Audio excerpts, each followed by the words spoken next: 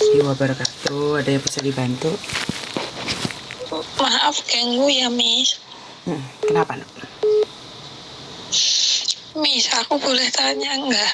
Boleh, tapi ingat ya, setiap kali telepon masuk ke saya secara langsung dan tidak langsung, masuk di YouTube sama di Facebook. Jadi saya tidak ingin setelah viral kalian minta take down. Jadi jangan pernah menyebut nama siapapun, termasuk namamu sendiri.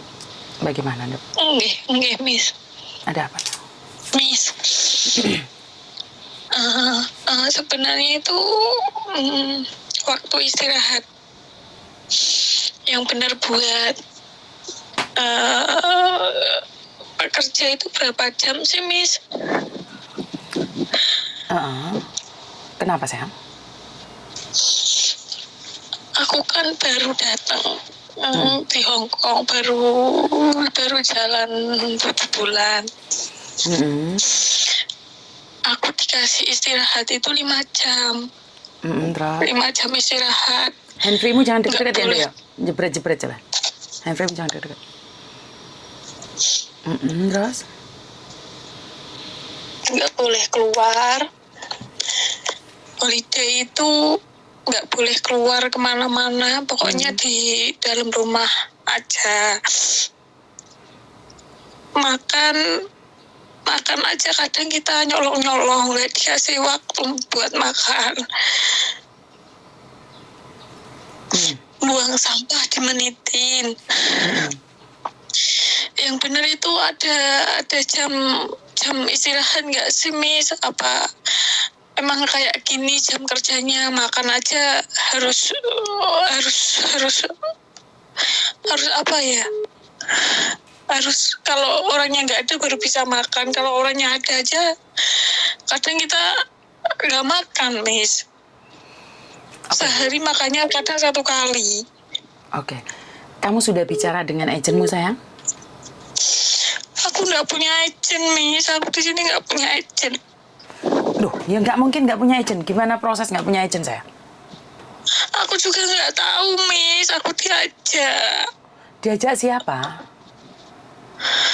Diajak temen ke sini. Diajak temen nggak bisa proses loh, Dok. Maksudnya gimana nggak paham? Sama. Aku juga nggak tahu, tapi kata Ndoroku, aku memang punya agent, tapi aku dibeli. Ini ada temanku yang satu, Miss. Ada, dulu kan ngambil dari PT Malang. Agennya di sini ada, tapi Jangan disebut, Dok. Jangan disebut. Terus?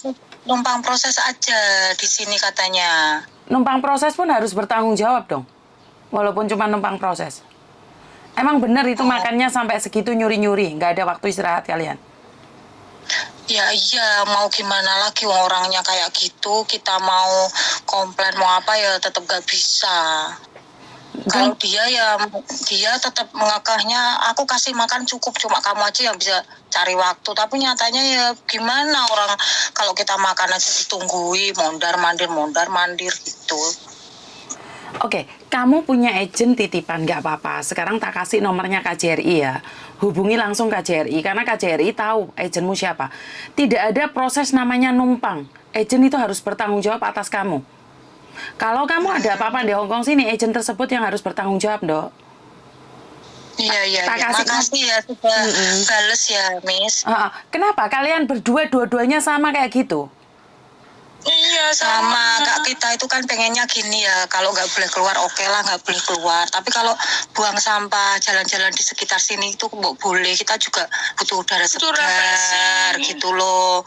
Terus keduanya masa libur maunya ke bawah ke mall nggak boleh juga. Lah terus? Ya nggak boleh keluar, nggak boleh bicara sama orang-orang juga. Ya udah. Dua-duanya itu baru 7 bulan. Kalian berdua itu baru 7 bulan semuanya, dua-duanya. Enggak, yang satu. Yang dulu 3 orang, yang satu minta pulang karena itu teman udah sama dia udah kelet di sini, jadinya boleh dipulangkan. Katanya daripada nanti di sini stres, ganggu, terus sekarang udah dipulang, baru 1 bulan. Lah, yang lainnya boleh dipulangkan karena stres. Kalian ini ada peluang gila juga loh. Kalian di situ terus. Nggak bisa. Kalau kita nggak bisa. Nggak bisa gimana maksudnya? Nggak bisa, Mi. Dulu juga pernah ada yang minta pulang. Malah tambah dibully sama dia. Malah tambah, ya Allah. Sing bully sapa, Nduk? Dorone, Miss. Dorone iku wong Indo apa piye to? Dorone iku yo embuh tapi dia bisa bahasa Indonesia. Bahasa Indonesia juga bisa, bahasa Jawa bisa sedikit-sedikit. Soalnya yang dulu-dulu tuh ngajarin bahasa sama dia. Mungkin keturunan Indonesia, Nduk, walaupun anakku nggak bisa bahasa Indonesia. Walaupun diajarin sampai mendem ya nggak iso. Pokoknya intinya dia itu merasa pinter dewe, bisa dewe, berkuasa dewe. Gitu, orangnya seperti itu. Terus sampean Iya. berapa lama, Mbak, sampean? Saya baru 1 tahun. 1 tahun, satunya 7 bulan. Lah sampean bisa bertahan 1 tahun, Mbak? Dia dulu pernah dimasukin di rumah sakit dan disangka depresi. Ini aku sambil lihat-lihat keluar kalau dia tiba-tiba datang. Loh, lah kalian iso dikira gendeng kabeh loro-loro niki lan.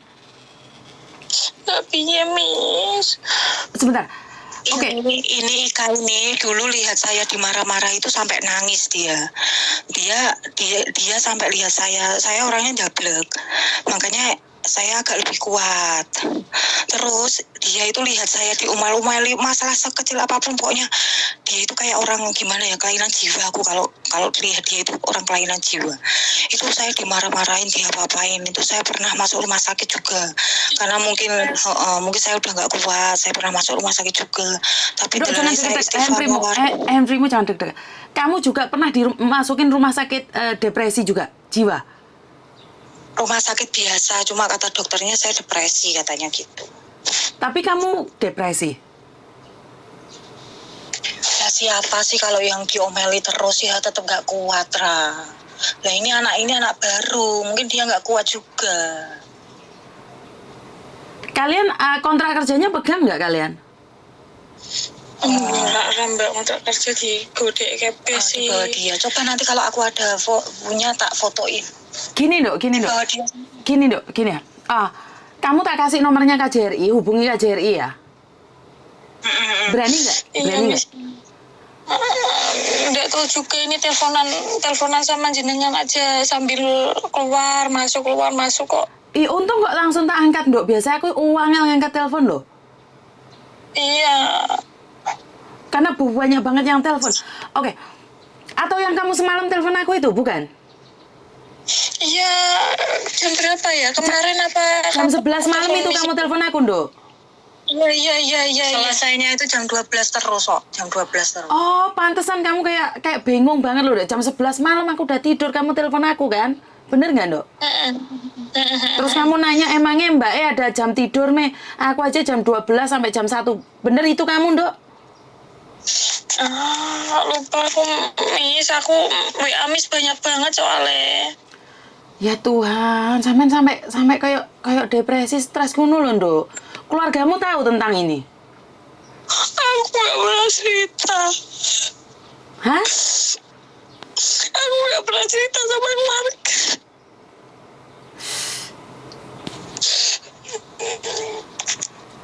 Aku takut kalau yang di rumah tahu, nanti malah kepikiran. Oke. Sebentar, kamu potongan nggak nih PT, Dok? Potongan tapi sama dia, nggak sama PT. Soalnya dia itu orangnya mau menang sendiri. Dia sering bilang, ini kakak iparku kan polisi, pangkatnya tinggi. Sering bilang kayak gitu. Polisi pangkatnya tinggi, terus bisa menganiaya pembantu gitu maksudnya? Nggak tahu juga. Dia kan ngomongnya nggak ada yang bisa ngelawan aku. Cuma aku yang di sini kuat, bisa ngapain aja.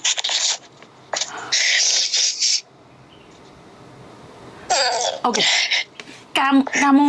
Kamu merasa terancam keadaannya atau karena kamu merasa capek karena selalu dimarah-marahin, Dok? Ya karena capek, ya karena takut juga nanti kalau dia ya kayak gitu, Miss. Yang satu juga ya ini masalah kecil aja dimarahin sampai segitunya, aku sampai takut, Miss. Oke, kamu cari kontrak kerjamu, kamu cari paspormu, ntar kamu kirim. Dia semua, Miss. Kita nggak bawa apa-apa. KTP apa dibawa semua sama dia. Loh, terus kamu siapa?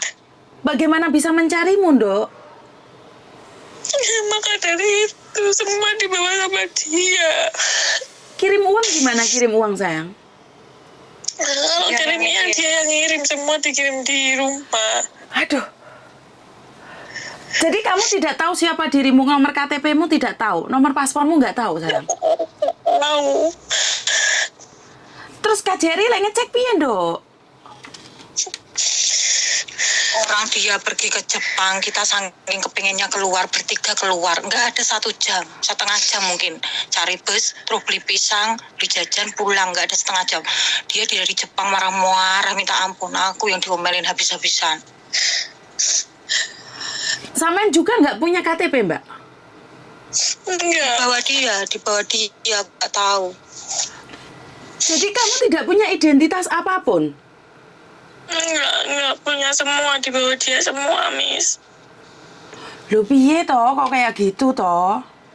Ya inilah bikin kalian kayak kemarin ada 3 pembantu kabur semua, mungkin karena majikannya kayak gini mungkin. Rumahmu daerah mana tuh, Dok? Taipo. Daerah Taipo, oke. Yang kemarin kabur 3 orang itu daerah Homantin. Pembantunya juga 3.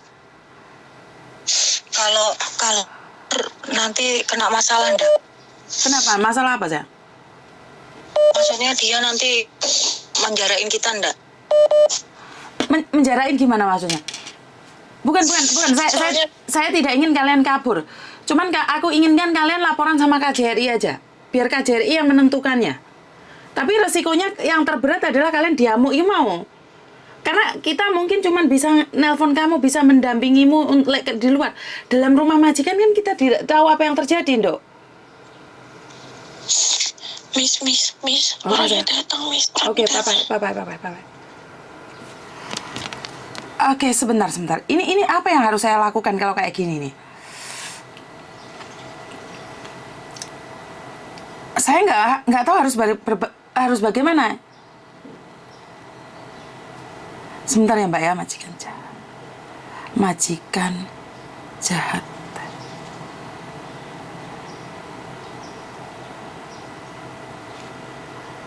Ini saya nggak bisa, saya kehabisan kata loh, Mbak. Ini anak SMS saya, telepon saya tengah malam, dia kayak depresi banget, tengah malam dia telepon saya ya. Jam 11, jam 1 dia telepon saya.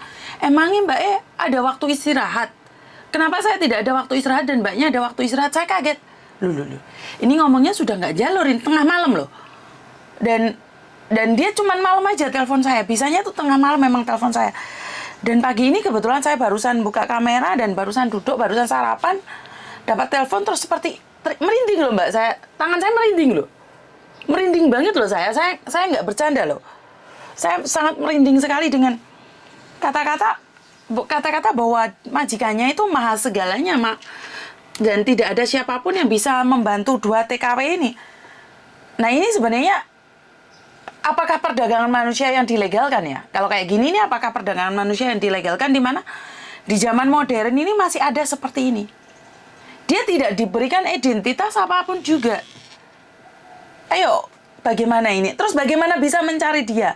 Posisinya di mana? Dia nomor KTP tidak tahu, paspor tidak tahu. Terus bagaimana dari pihak pemerintah akan mencarinya? Ya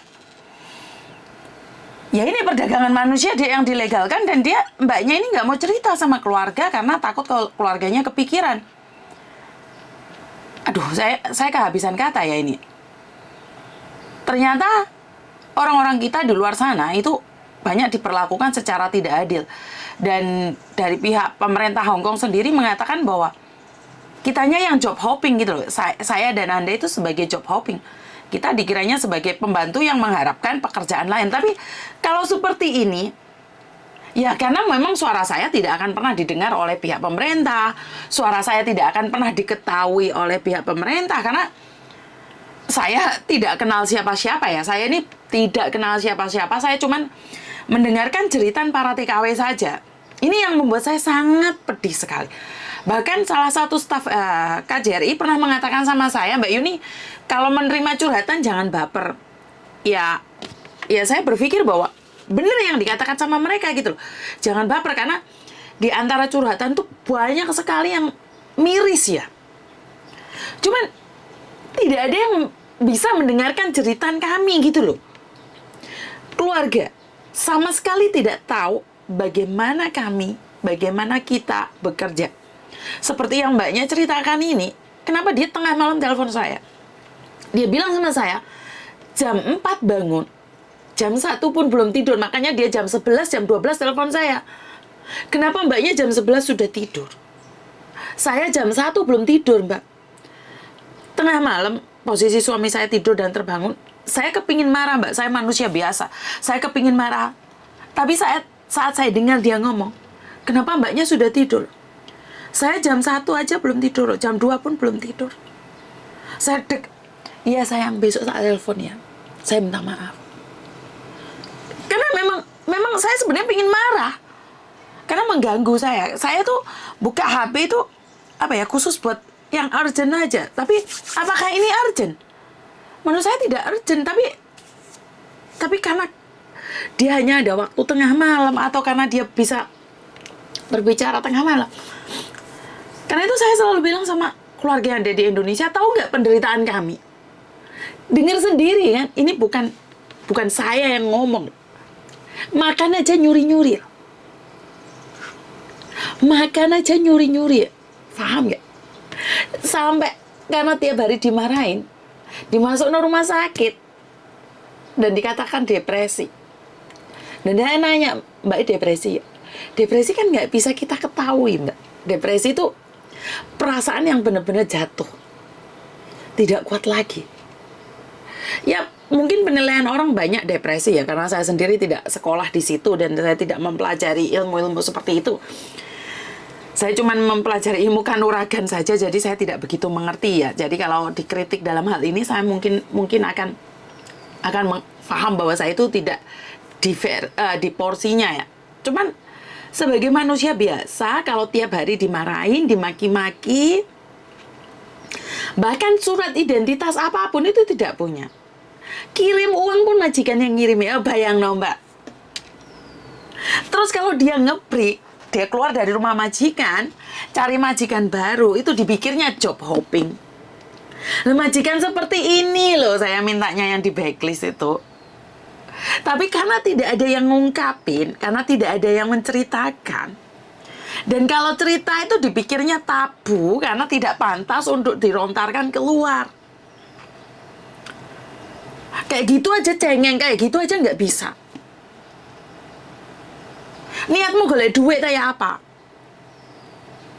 Dan kalau sudah giliran mau cari majikan lagi, job hopping, visa nggak bisa keluar. Jadi saya nggak mengerti harus ngomong bagaimana dan seperti apa. Ini perdagangan manusia yang dilegalkan ya menurut pendapat saya. Mereka punya surat loh, tapi surat itu tidak pernah dipegang oleh mereka. Mereka bertiga. Yang satu sudah pulang Indonesia, tinggal 2. Tapi selagi tidak ada yang komplain sama pihak pemerintah, saya rasa bagaimana mereka komplain? Karena kalau mereka komplain akan dimasukkan rumah sakit jiwa loh. Yang dikiranya pembantunya yang stres. Saya jujur merasa ngeri dengan keadaan seperti ini. Jujur saya merasa geli dengan keadaan seperti ini. Tapi suara kami tidak akan pernah didengar. Karena kami bukan siapa-siapa ya. Ya mungkin hanya air mata, kecewa, viral, ya udah. Nangis, kecewa, viral, ya udah. Karena tidak akan ada penanganan. Karena memang nggak ada yang komplain, karena nggak ada yang berani komplain. Tapi sekali dia komplain dan pihak pemerintah langsung dari pihak KJRI langsung membacklist majikan ini, mungkin aman ya. Tapi ingat, majikan seperti ini kaya raya yang berkuasa, mereka punya uang, mereka masih bisa ambil pembantu dengan nama orang lain. Nah Mata rantai ini tidak akan pernah putus. Seolah-olah kita yang butuh. Padahal di antara saya dan Anda itu membutuhkan. Saya sebagai pembantu dan Anda sebagai majikan, Anda itu membutuhkan tenaga saya. Dan saya butuh uang Anda. Tapi tidak akan ada yang paham. Dikiranya kami datang itu sebagai pengemis. Dan diperlakukan secara tidak manusiawi. Bahkan, orang-orang kami sendiri memandang rendah kami sebagai para pekerja. Apa yang bisa saya lakukan? Saya cuma bermain YouTube, membuat konten, anggap aja saya cari uang dari konten. Jadi tidak akan ada yang peduli dengan suara hati saya. Tidak akan ada yang tahu suara hati kami. Karena semua orang memandangnya tabu. Tidak pantas dipublikasikan. Jadi, apa yang bisa kami lakukan? Tetap bersabar dan mengais rezeki. Setelah uang kami dapatkan, gila yang kami uraikan. Pulang depresi. Ya, banyak sekali itu yang terjadi. Dulu saya tidak pernah memahami perasaan para TKW ya. Dulu saya merasa bahwa gitu aja kok marah sih. Gitu aja kecewa sih. Tapi jika Anda tahu, benar-benar tahu jeritan hati mereka, ini menjadi suatu tanda bahwa kita sebagai manusia tidak pernah diperlakukan seperti manusia. Karena merasa membayar dan bahkan dia dengan sombongnya mengatakan bahwa dia punya orang-orang yang bisa melibas kita. Apalagi saya loh. Kalau saya kena masalah tidak ada yang bisa melindungi saya loh.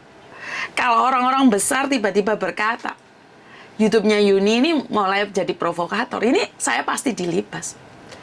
Karena itu saya selalu bilang minta doa kalian agar video-video ini bisa di-sharekan, dibagikan buat teman-teman yang lain.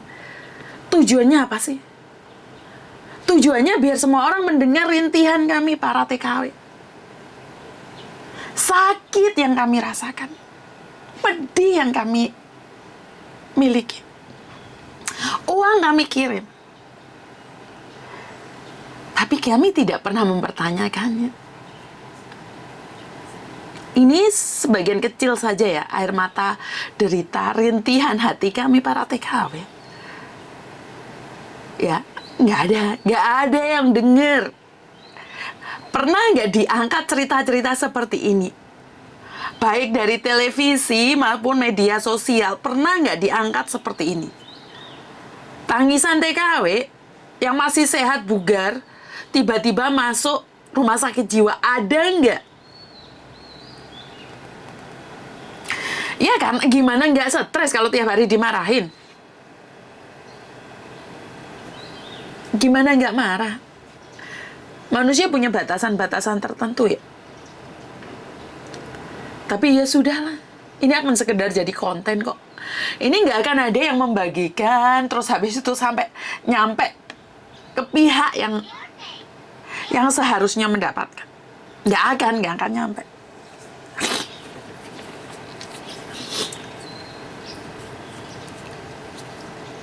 Jeritan kami terasa tabu, air mata kami terasa lusuh. Karena hanya kami seorang pembantu. Tidak ada siapapun yang peduli. Yang mereka butuhkan hanyalah uang kami. Air mata dan jeritan kami seolah-olah jadi candaan para bangsawan. Kecewa kami seolah-olah menjadi wajar karena kami seorang pembantu. Ya, sebagian dari kami memang gaya melebihi standar. Memang sebagian dari kami seolah-olah menjadi artis. Tapi itu hanya berapa persen.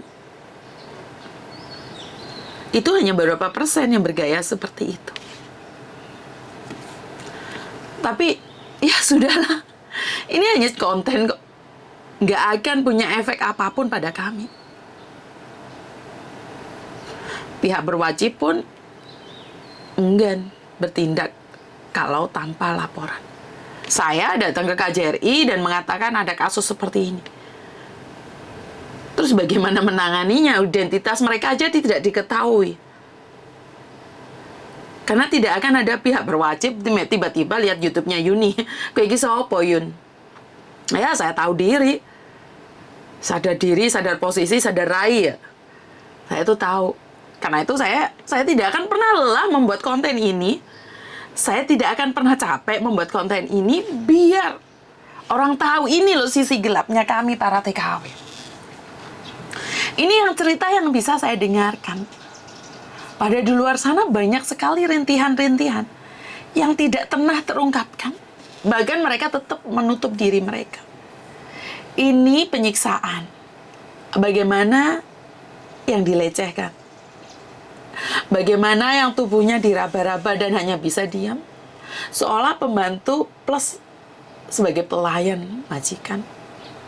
Tapi tidak ada yang berani muncul di permukaan. Makanya konten saya hanya segini aja. Seperti ini aja. Tidak akan ada peminatnya karena memang konten ini mencoba membuka tabir. Dan tabir ini tidak akan pernah terbuka.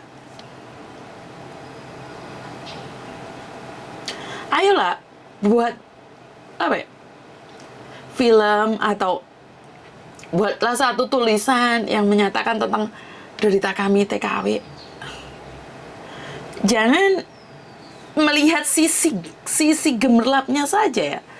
Jangan dilihat gaya-gaya di TikTok saja. Jangan dilihat itu aja.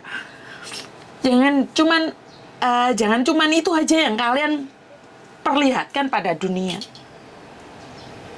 Yang ada air matanya, yang ada kecewanya, bahkan ada beberapa yang mencoba bunuh diri.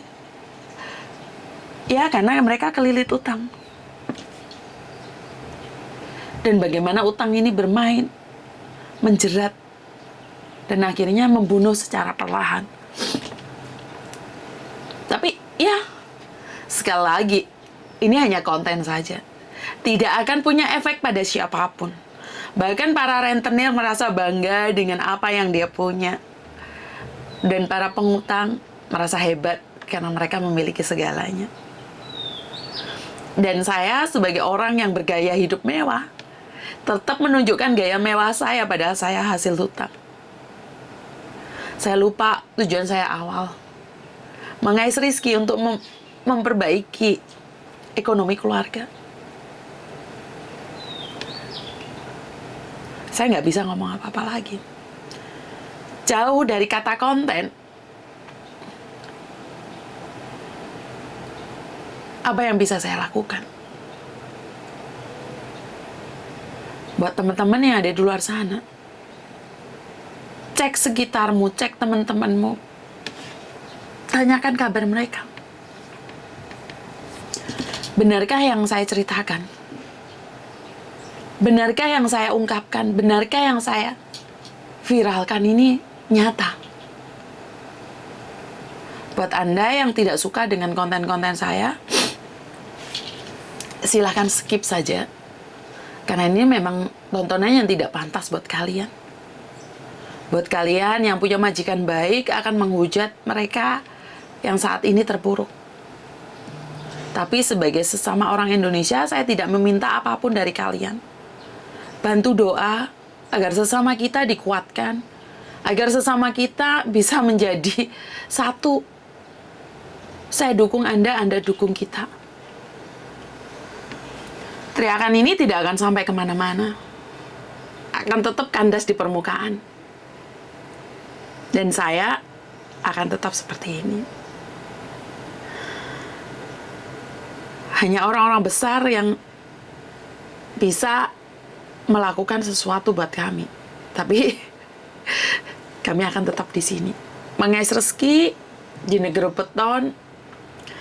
Di negeri beton ini sampai kami merasa cukup untuk pergi.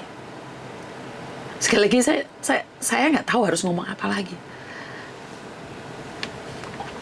Nggak tahu Mbak, kecewa itu ada banget di hati, emosi itu ada banget di jiwa. Tapi sekali lagi saya bukan siapa-siapa, omongan saya sudah mulai nggak jelas, takutnya saya sendiri yang depresi karena terlalu banyak air mata yang sudah saya keluarkan.